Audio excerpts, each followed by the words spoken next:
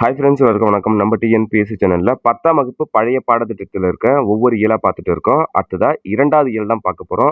2வது இயல்ல first topic Silappatikaram. இந்த டாபிக்ல இருக்கிற வினாவை பார்க்கறதுக்கு முன்னாடி அந்த பாடப்பகுதியில் என்ன இருக்குன்னு சொல்லிட்டு ஒரு டைம் படிச்சுட்டு அதுக்கப்புறமா அந்த கொஸ்டின் ஆன்சர் பார்க்கலாம். ஸோ அதனால எந்த இடத்தையும் தள்ளி பார்க்காம வீடியோ தொடர்ச்சியா பாருங்க. ஓகே ஃப்ரெண்ட்ஸ், வாங்க நம்ம வீடியோக்குள்ள போலாம். சிலப்பதிகாரத்துல மதுரை காண்டம் முன்கதை சுருக்கம். காவிரி பூம்பட்டினத்து பெருவணிகன் மாசாத்துவானின் மகன் கோவலன். இவன் கலை உணர்வும் வறியோர்க்கு உதவும் நற்பண்பும் மிக்கவன். காவிரி பூம்பட்டினத்து பெருவணிகன் மாநாயகனின் மகள் கண்ணகி. அவள் திருமகள் போன்ற அழகும் பெண்கள் போற்றும் பெருங்குண சிறப்பும் கற்பு திறமும் மிக்கவள். இவ் இருவரும் மனம் போன்று இன்புற்று வாழ்ந்தனர். கோவலன் என்ன பண்றான்னு பாத்தீங்கன்னா, ஆடல் அரசி மாதவியை விரும்பி கண்ணகியை விட்டு பிரிந்தான். அவன் மாதவி இல்லத்திலேயே தங்கி தன் செல்வத்தை எல்லாம் இழந்தான். மாதவி இந்திர விழாவில் காணல் வரி பாடலை பாடினாள். பாடலின் பொருளை தவறாக புரிந்து கொண்ட கோவலன் மாதவியை விட்டு பிரிந்தான். பிரிந்தவன் தன் மனைவி கண்ணகியிடம் சென்றான். தான் இழந்த செல்வத்தை ஈட்ட எண்ணினான்.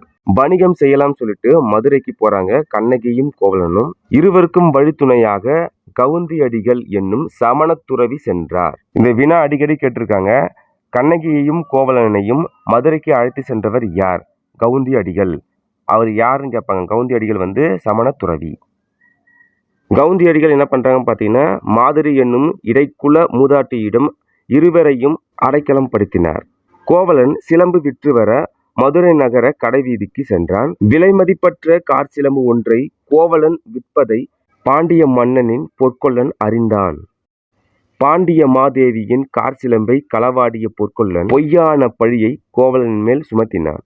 ஸோ என்னதான் நடந்துன்னு சொல்லிட்டு விசாரிக்காம பாண்டிய மன்னன் என்ன சொல்றாருன்னு பார்த்தீங்கன்னா, அவனை கொன்று சிலம்பை கொணர்க என்று ஆணையிட்டார். கோவலன் கொலை செய்யப்பட்ட செய்தியை மாதரி மூலம் அறிந்த கண்ணகி பெருந்துயருற்றாள். தன் கணவன் கள்வன் அல்ல என்பதை மன்னனுக்கும் உலகோருக்கும் உணர்த்த எண்ணினால் பாண்டிய மன்னன் அவைக்கு சென்று வழக்குரைத்தார். பாண்டிய மாதேவியின் கால் சிலம்பு பார்த்தீங்கன்னா முத்து பரல்களா இருக்கும். கண்ணகியின் கால் சிலம்பு பார்த்தீங்கன்னா மாணிக்க பரல்களா இருக்கும். அதுக்கப்புறம் தான் மன்னனுக்கு உண்மை என்னன்னு புரியும். சிலப்பதிகாரத்துல மதுரை காண்டத்துடைய கதை சுருக்கம். பாடப்பகுதியில இளங்கோவடிகள் இயற்றிய பாடல்கள் கொடுத்திருக்காங்க. அதோடைய பொருள் பார்த்தோம்னா, கொற்கை என்னும் துறைமுகத்தை உடைய பாண்டிய மன்னனே வாழ்வாயாக. தெற்கு பகுதியில் உள்ள பொதிக மலைக்கு தலைவனே வாழ்க. செழியனே வாழ்க. தமிழ்நாட்டின் தென் பகுதி தலைவனே வாழ்க. இதுவரை பழி சொற்கள் சேராத பஞ்சவனே வாழ்க. வெற்றி பெறும் வேலியை தன் பெரிய கையில் ஏந்தி பீரிட்டு எழும் குருதி ஒழுகும் பிடர்தலை பீடத்தில் ஏறிய இளங்குடியனாகிய கொற்றவையும் அல்லல். கன்னியர் எழுவருள் இளையவளாகிய பிடாரியும் அல்லல். இறைவனை நடனமாட செய்த பத்திரகாளியும் அல்லல். அச்சம் தரும் காட்டை தாம் விரும்பும் இடமாக கொண்ட காளியும் அல்லல். தாருகன் கொண்டாள் போலவும் மிக சினம் கொண்டாள் போலவும் விளங்குகிறாள். வேலை பாடமைந்த பொற் சிலம்பு ஒன்றை கையில் ஏந்தியவளாய் இருக்கிறாள். கணவனை இழந்த அவள் தம் வாயிலின் முன்னே நிற்கிறாள் என்று வாயிற்காவலன் அறிவித்தான். அத்தகையவளை அழைத்து வருக என்று அரசன் கூறினான். வாயிற்காவலன் கண்ணகியை பாண்டிய மன்னரிடம் அழைத்து சென்றான். மன்னன் கண்ணகியை நோக்கி, இளமையான கொடி போன்றவளே, நீர் ஒழுகும் கண்களுடன் என் முன் நிற்கும் நீ யார்? கண்ணகி மன்னவனை நோக்கி, ஆராய்ந்து அறிந்து நீதி வழங்காத மன்னனே, உன்னிடம் கூறுவது ஒன்றுண்டு என்று உரையை தொடங்கினார். புறாவின் துன்பத்தை போக்கிய சிபி மன்னனும் தன் அரண்மனை மணி ஒலித்ததை கேட்டு பசுவின் துயரை அறிந்து தம் ஒப்பற்ற மகனையே தேர் சக்கரத்திலிட்டு கொன்ற மனுநீதி சோழனும் வாழ்ந்த பெரும்புகழுடைய புகார் நகரமே யாம் பிறந்த ஊர். அப்புகார் நகரில் பழியில்லாத சிறப்பினை உடைய புகழ்மிக்க குடியில் தோன்றிய மாசாத்துவன் மகனை மனம் புரிந்தேன். வீரக்கழல் அணிந்த மன்னனே, ஊழ்வினை பயனால் வாழ்வதற்காக நின் மதுரை நகருக்கு வந்து என் கார் சிலம்பினை விற்க முயன்று உன்னால் கொல்லப்பட்ட கோவலன் மனைவி நான். கண்ணகி என்பது என் பெயர் என்று கூறினான். பாண்டிய மன்னன் கண்ணகியிடம், கள்வனை கொலை செய்தல் கொடுங்கோல் அன்று, அதுவே அரச நீதி என்று கூறினான். அதற்கு கண்ணகி, அறநெறியில் செல்லாத அரசனே, என் கால் சிலம்பு மாணிக்க பரல்களை கொண்டது என்றாள். அதற்கு அரசன், நீ கூறுவது நல்லதே, எம்முடைய சிலம்பின் பரல்கள் முத்துக்களே. கண்ணகி அவளுடைய சிலம்பை எடுத்து உடைக்கிறா. மாணிக்க பரல்களா இருக்கு. உண்மை தெரிஞ்சிருது. இந்த மாணிக்க பரல்கள்ல ஒண்ணு மன்னனின் உதட்டுல படுது. பாண்டிய மன்னன் வந்து உண்மையை தெரிஞ்சுக்கிறான். பொற்கொல்லன் வந்து தவறான செய்தியை சொல்லியிருக்கான்னு. அறநெறியை தவறிய நானோ அரசன், நானே கள்வன் என கீழே விழுந்துடுறாரு. மன்னனின் மனைவி கோப்பெருந்தேவி உள்ளங்கையில் உள்ளம் நடுங்கி கணவனை இழந்த மகளிருக்கு எவ்விதத்திலும் ஆறுதல் கூற இயலாது என்று கூறியபடியே தன் கணவனின் திருவடிகளை வணங்கி நிலத்தில் விழுந்து இறந்தாள். பாடப்பகுதியில் இருக்க சொல்லும் பொருளும். கொற்கை பாண்டிய நாட்டின் துறைமுகம். தென்னம்பொறுப்பு அப்படின்னா தென் பகுதியில் உள்ள பொதிகை மலை. பழியோடு படரா, மரநெறியில் செல்லாத, அடர்ந்து எழு குருதி, வெட்டுப்பட்ட இடத்திலிருந்து பீரிட்டு எழும் செந்நீர், பசுந்துணி, பசிய துண்டம், தடக்கை, நீண்ட கைகள், அறுவருக்கு இளைய நங்கை, 7 கன்னியருள் இளையவளாகிய பிடாரி, இறைவனை ஆடல் கண்டருளிய அணங்கு, இறைவனை நடனமாட செய்த காளி, சூருடை கானகம், அச்சம் தரும் காடு, புகர்ந்த விரும்பிய தாருகன் அரக்கன், பேரூரம் கிழிந்த பெண், அகன்ற மார்பினை பிளந்த துர்கை, செற்றம் கரு செய்யுத்தனல் சினமுற்றவள், பொற்றொழில் சிலம்பு, வேலைப்பாடு மிக்க பொற்சிலம்பு, கடையகந்தாள், வாயுலின் முன்னிடத்தாள், நீர்பார்க்கண், நீர் ஒழுகும் கண்கள், தேரா ஆராயாத, எல்லரு இகழ்ச்சி இல்லாத, இமையவர் தேவர், ஆழி தேர் சக்கரம், ஏசா பழியில்லா, கோரல் கொள்ளுதல், கொற்றம் அரச நீதி, நற்றிரம் அறநெறி, படரா செல்லாத, வாய்முதல் வாயின் முதலாகிய உதடு. பாடப்பகுதியில் இருக்கிற சொல்லும் பொருளும் பார்த்துட்டோம். அதுக்கப்புறமா பாடப்பகுதியில் இருக்க இலக்கண குறிப்பு. மரக்கொடி, அன்மொழி தொகை, படரா பஞ்சவ, அடங்கா பசுந்துணி, தேரா மன்னா, ஏசா சிறப்பின் இதெல்லாம் ஈறுகெட்ட எதிர்மறை பெயரெச்சங்கள். தடக்கை உரிசொல் தொடர். புன்கண், பெரும்பெயர், அறம்பெறல், பெருங்குடி, கடுங்கோல், செங்கோலன், நன்மொழி இதெல்லாம் பண்பு தொகைகள். உகிழ்நீர், சூழ்கழல், செய்கொல்லன் இதெல்லாம் வந்து வினை தொகைகள். அவ்வூர் அதற்கு வந்து செய்மை கட்டு. வாழ்தல் தொழிற்பெயர். எண்கால், என் பெயர், என்பதி இதெல்லாம் வந்து 6ஆம் வேற்றுமை தொகைகள். புகுந்து வினையெச்சம். தாழ்ந்த, தளர இதெல்லாம் வந்து பெயரெச்சங்கள். வருக, தருக, கெடுக இதெல்லாம் வந்து வியங்கோல் வினைமுற்றுகள். அடுத்த பாடப்பகுதியில் இருக்கிற பகுப்பத உறுப்பிலக்கணம். வருக, வா கூட்டல் க. வா என்பது பகுதி, கா என்பது வியங்கோல் வினைமுற்று விகுதி. அதுக்கப்புறம் வந்தோய் அதற்கு வந்து வா கூட்டல் இத்து கூட்டல் பிராக்கெட்ல இந்து கூட்டல் இத்து கூட்டல் ஓய். வா என்பது பகுதி, வா என்பது வா என குறுகிய விகாரம், இத்து என்பது சந்தி, மற்றொரு இத்து இந்தானது விகாரம், மற்றொரு இத்து வந்து இறந்த கால இடைநிலை, ஓய் என்பது முன்னிலை ஒருமை வினைமுற்று விகுதி. தீர்த்தோன், தீர் கூட்டல் இத்து கூட்டல் இத்து கூட்டல் ஓன். தீர் என்பது பகுதி, இத் என்பது சந்தி, மற்றொரு இத் என்பது இறந்த கால இடைநிலை, ஓன் என்பது ஆண்பால் வினைமுற்று விகுதி. உரைத்தது அது எப்படி பிரிக்கலாம்? உரை கூட்டல் இத்து கூட்டல் இத்து கூட்டல் ஆ கூட்டல் து. உரை என்பது பகுதி, இத் என்பது சந்தி, மற்றொரு இத் என்பது இறந்த கால இடைநிலை, ஆ என்பது சாரியை, து என்பது ஒன்றன்பால் வினைமுற்று விகுதி. கேட்ட, கேள் கூட்டல் இட்டு கூட்டல் அ. கேள் என்பது பகுதி, இட் என்பது விகாரம், மற்றொரு இட்டானது இறந்த கால இடைநிலை, ஆ என்பது பெயரெச்ச விகுதி. விழுந்தனல் அதற்கு வந்து வீழ் கூட்டல் இத்து பிராக்கெட்ல இந்து கூட்டல் இத்து கூட்டல் அன் கூட்டல் அல். வீழ் என்பது பகுதி, இத்து வந்து சந்தி, மற்றொரு இத்து இந்தானது விகாரம், இத் என்பது இறந்த கால இடைநிலை, அன் என்பது சாரியை, அல் என்பது பெண்பால் வினைமுற்று விகுதி. பிரித்து எழுதுதல். எல்லரு எல் கூட்டல் அரு, எல்லுரு எல் கூட்டல் உரு. அரும்பெறல் அது எப்படி பிரிக்கலாம்? அருமை கூட்டல் பெறல்.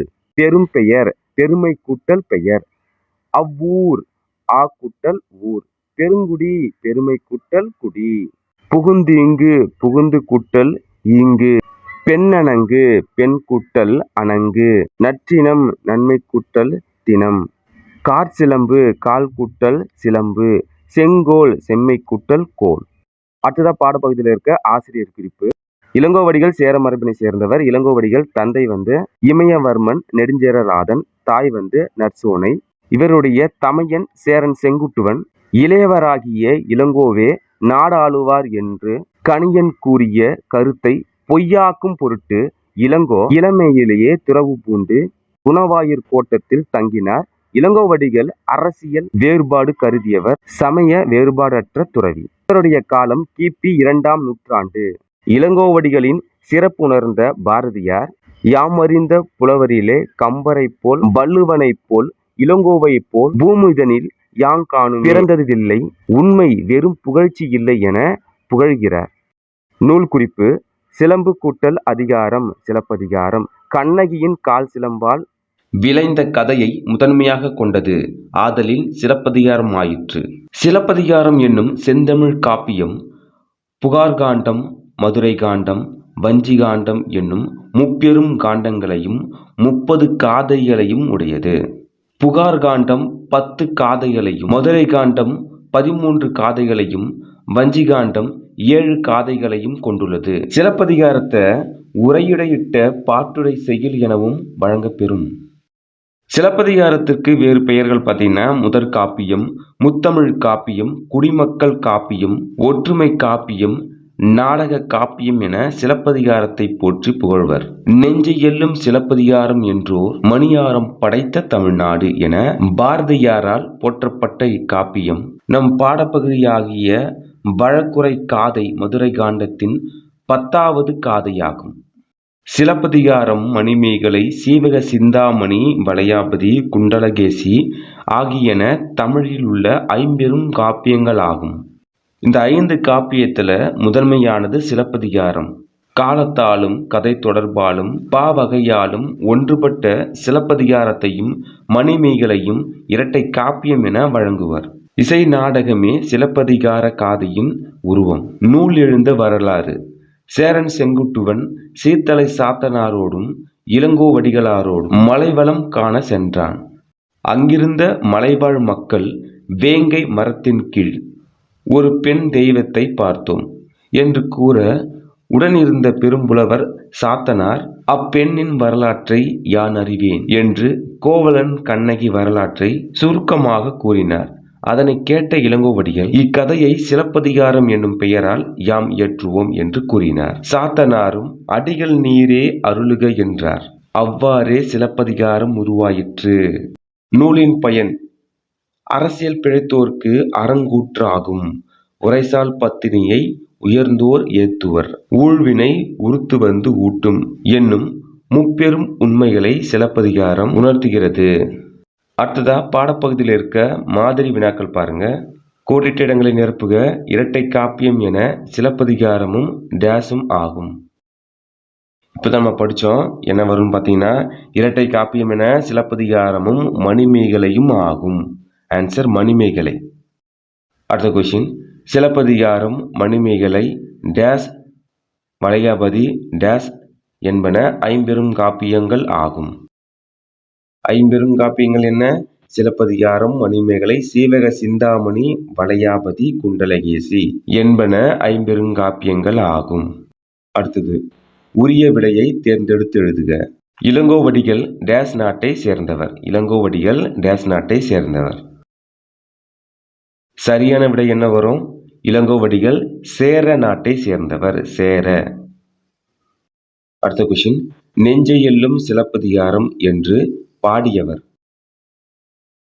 விடை என்ன வரும்? நெஞ்சை எல்லும் சிலப்பதிகாரம் என பாடியவர் பாரதியார். ஆப்ஷன் 3வது இருக்கு இல்லையா, அது சரியான விடை, பாரதியார். அடுத்ததா பாருங்க, உரிய எழுத்தை தேர்ந்தெடுத்து எழுதுக. வாழ்தல் இழு வரும். வாழ்தல். வேண்டி 3 சுழி இன்னு. ஊழ்வினை துறப்ப எந்தரா வரும், நல்லா கவனிச்சு பார்த்துங்க. அடுத்த லைன் பாருங்க, தாழ்ந்த இழு வரும். ஓகேவா? தாழ்ந்த. குடையன் தளர்ந்த இந்து வரும். தளர்ந்த. செங்கோலன் மேல் நோக்கிய லா, செங்கோலன். அடுத்ததா சீர் எதுகைகளை அடிக்கோடு இடுக. எதுகைன்னா என்ன? எதுகைன்னா அடிதோறும் 2ஆம் எழுத்து ஒன்றி வருவது. வருக மற்றவள் தருக ஈங்கென. வருக தருக ரூ ரூ ஒன்றி வருதுல, அதுதான் எதுகை. 2வது பாருங்க, நற்றிடம் படரா கொற்க வேந்தி. 2ஆம் எழுத்து ஒன்றி வருது பாருங்க. இரு இரு. சீர்முனை அப்படின்னது சீர்தோறும் முதல் எழுத்து ஒன்றி வருவது. கல்வனை கோரல் கடுங்கோல் அன்று. கா கா அந்த முதல் எழுத்து ஒன்றி வருது. யானோ அரசன் யானோ கல்வன். யா யா ஒன்றி வருது. சீர்முனை அப்படின்னா என்ன, சீர் எதுகை அப்படின்னா என்னன்னு தெரிஞ்சிருப்பீங்க. அடுத்ததா பொறுத்துக. புகார் காண்டம் அதற்கு என்ன வரும்? மதுரை காண்டம், வஞ்சி காண்டம். புகார் காண்டம் 10 காதைகளை கொண்டது. புகார் காண்டம் 10 காதைகளை கொண்டது. மதுரை காண்டம் 13 காதைகளை கொண்டது. வஞ்சி காண்டம் 7 காதைகளை கொண்டது. 10ஆம் வகுப்பு பழைய பாடத்திட்டத்தில் இருக்கிற இயல் 2ல ஃபர்ஸ்ட் டாபிக் சிலப்பதிகாரம். அதுதான் இந்த வீடியோல பார்த்தோம். கண்டிப்பா உங்களுக்கு பயனுள்ளதா இருக்கும்னு நினைக்கிறேன். நெக்ஸ்ட் டாபிக் அடுத்த வீடியோல அப்டேட் பண்றேன். இந்த காணொளி பதிவு கண்டிப்பா உங்களுக்கு பயனுள்ளதா இருக்கும்னு நினைக்கிறேன். அடுத்த காணொளி பதிவில் சந்திப்போம். நன்றி, வணக்கம்.